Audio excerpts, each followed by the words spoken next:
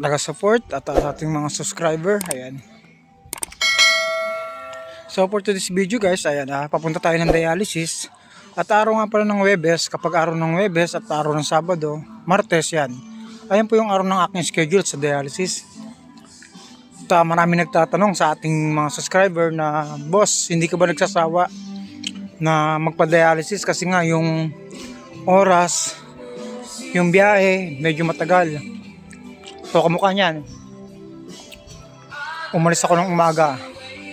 So ang oras natin ay 9:20 AM ng umaga. So makakarating na ako guys doon ng alas 11. So makakauwi ako ng gabi. O ganun, paulit-ulit lang hanggang sa nasanay na yung katawan ko. Ang pinagdadasal ko lang ay habaan pa ni Lord yung buhay ko. Mahirap lang kasi unang-una sarili ko lang yung inaasahan ko sa pagkuha ng gamot. At nandiyan naman yung kuya ko, pero syempre yung kuya ko hindi naman kaya niyang i-provide lahat ng pangangailangan ko sa gamot. At hindi niya ako pwedeng masamahan sa pagdadialysis. Kaya minsan nakikita niyo sa vlog ko guys, wala akong kasama magpa-dialysis or wala akong bantay. Dahil sa syempre dito hindi ko naman din iniobligay yung kuya ko na bantayan niya ako o samahan kasi alam ko may pamilya rin siya. May nangangailangan din ng kanyang tulong. As a father, syempre kailangan i-provide mo rin yung para sa anak mo. Kaya nga hanggat maaari, hanggat buhay pa tayo, wag naman dumating sa point na hindi na ako makalakad or hindi na ako makakita or hirap na ako maglakad. Wag naman sana dumating sa point na yun. Kung darating man sa point na yun, bawiin na lang yung buhay ko. Mas okay pa sa akin. Kasi marami sa mga kasamahan ko guys, almost wala na talaga. Kaya kung sino-sino lang yung mga kasama ko sa center ngayon, mga bago,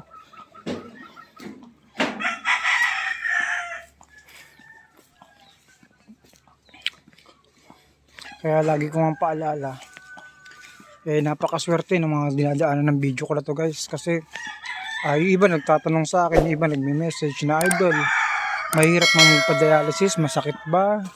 Ano bang nararamdaman kapag tinamaan ng kidney failure?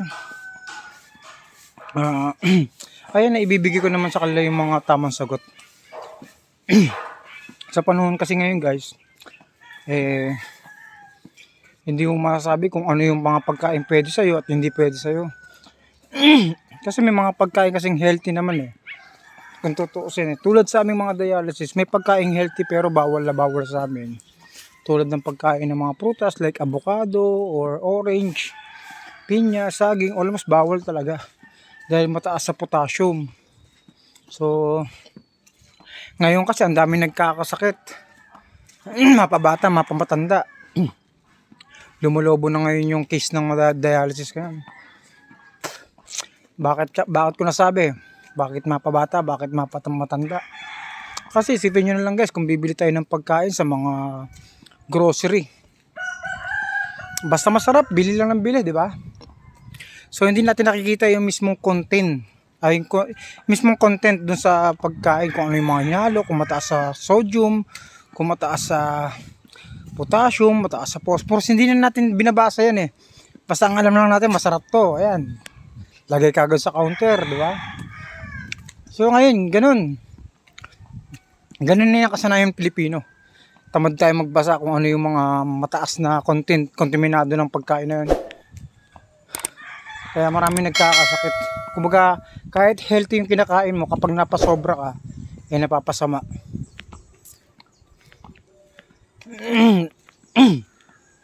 As dialysis, syempre, wala naman tayo talagang karapatang magreklamo. Kumbaga, yung buhay kong ito ay parating na rin sa kung ano yung buhay ko ngayon, kung ano yung karanasan ko ngayon as dialysis, talagang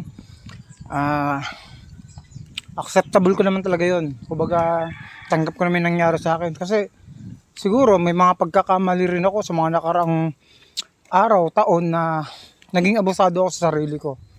Ito yung mga time na nagtatrabaho ako dahil sa ayoko nga umabsent. Nangihinayang ako sa araw ko dahil pamilyado nga ako. Ito yung mga araw na kahit masakit yung katawan, iniinuman ko lang ng alaksan. Ito yung mga araw na kahit puwet na puwet ako at gusto kong matulog, iniinuman ko lang ng Cobra. Hanggang sa dumating sa point na may limitasyon pala yun. So, lahat pala ng bagay kapag sobra may limitasyon. Yung akala mong kapag ininuman mo ng alaksan, gagaling ka, mawawala yung sakit. Panandalian lang pala yun. Darating talaga sa point na magti-trigger talaga lahat ng mga ginawa mong mali. Eto, unti-unti ako nakaramdam ng pagkahilo, pagsusuka, hirap ng kumain, makati ang balat, ihi ng ihi sa gabi, tapos lagi pang mabula yung ihi. So yun, binaliwala ako. Dahil nga expected ko, kaya pa ng katawan. Hanggang sa dumating sa point na kaya pala paulit-ulit yung ganun na nararanasan ko sa aking katawan. Ito pala ay sanhi na ng mataas na creatinine. So ano po ba yung mga naging sintomas kapag mataas ang creatinine? So ito yung sasabing na para ka nababaliw.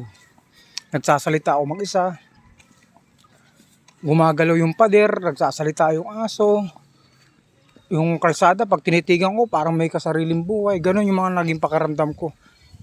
Kasi ang lumabas na sa laboratory ko guys, almost 2,000 creatinine. Sobrang taas, 2,000. So malapit-lapit na. Malapit-lapit na sa kabilang buhay yung 2,000 creatinine. Uy, buti na naagapan ng dialysis. Pero yung expected ko, nakakala ko yung dialysis, 1 linggo lang, 4 na araw lang, 2 araw lang. Nakakapanlambot guys, lifetime na pala. So isipin mo, lifetime kang tinutusukan ng karayom. Tingnan mo yung mga diferensya guys. Kapag nakakaramdam kayo ng pagsusuka or mabula yung ihi, huwag yung ugaliin na isang tabi lang or ibaliwala kasi mahirap. So ganun lang guys, payo ko lang sa inyo guys. Ang hirap magkasakit sa sitwasyon natin ngayon na magulo ang bansa, 'di ba? So mahirap magkasakit kasi unang-una hindi natin alam kung may pondo pa ba sa PhilHealth na maayos. Kaya ingatan yung sarili niyo. Ayan. Maraming salamat guys, dito na ako. Guys, bali nandito na tayo sa Olongapo. Bali maghahanap muna tayo ng kakainan guys. So ayan. So nandito tayo sa Terminal ng Victory, Olongapo. So hanap muna tayo ng makakainan guys. Tara, let's go. Bago magpa-dialysis, syempre, alam naman natin kapag nagpa-dialysis tayo ng walang laman ng tiyan, ay mahirapan tayo. Mabigat lang yung dala ko. Init, grabe. Nakalimutan ko pa yung payong ko. So hanap tayo ng kakainan guys.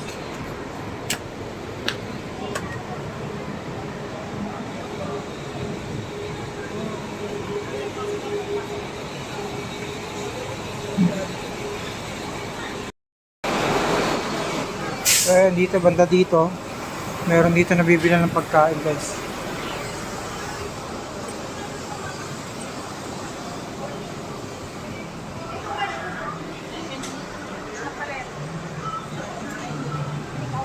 So ito, pwede rin chapsoy. Ito, pakbet. Ano na lang tayo, ampalay na lang tayo guys. Ampalay na lang kayo natin. So yun yung in-order ko. Pagka tayo. Kain tayo guys.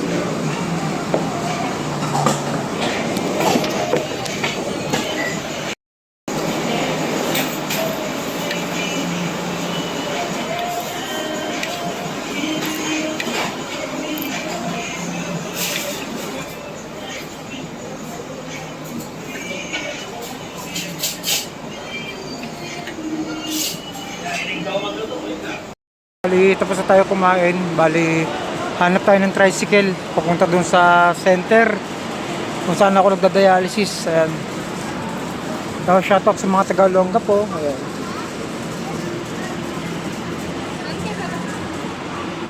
Sobrang init ng panahon guys. Nakalimutan ko magdala ng payong.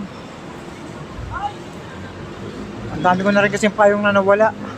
Minsan kasi kapag natapos kasi ako sa dialysis, sobrang pagod yung katawan ko, sobrang nanghihina. Minsan nakakatulog ako sa bus. Kaya minsan nakakalimutan ko yung payong ko. Minsan niya nakakalimutan. Ilang beses na rin ako nawala ng cellphone, 2 beses na. Minsan nasasalisihan ako. Pagising ko, bukas na yung bag ko, ayan. So tawid tayo.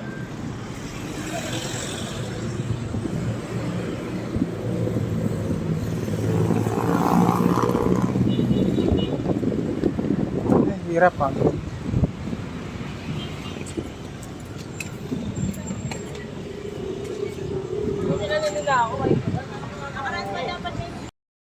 So ayan guys, may tricycle na dito guys. Dito tayo sasakay. Pwede ka binder ah. Dito na tayo guys.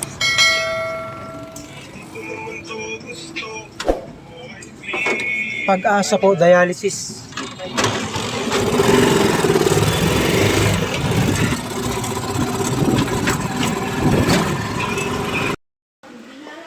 So guys, bali nasa sentro na tayo at dito nga ay kukunti pa lang kami at naghihintay pa rin ng schedule. 11:19 nga pala dito guys, so alas 12. So bali dito na ako guys, ayun, at nakasession na ako. So ilang oras na naman ang hihintayin at dito medyo masakit pa ang aking braso. Ayun guys, oh. So yung dugo ko papunta yan sa makina para linisin. So sakto nga pala alas 12:20. Matatapos tayo dito ng mga 4:30. So ayan guys, hanggang dito muna ako guys at God bless you.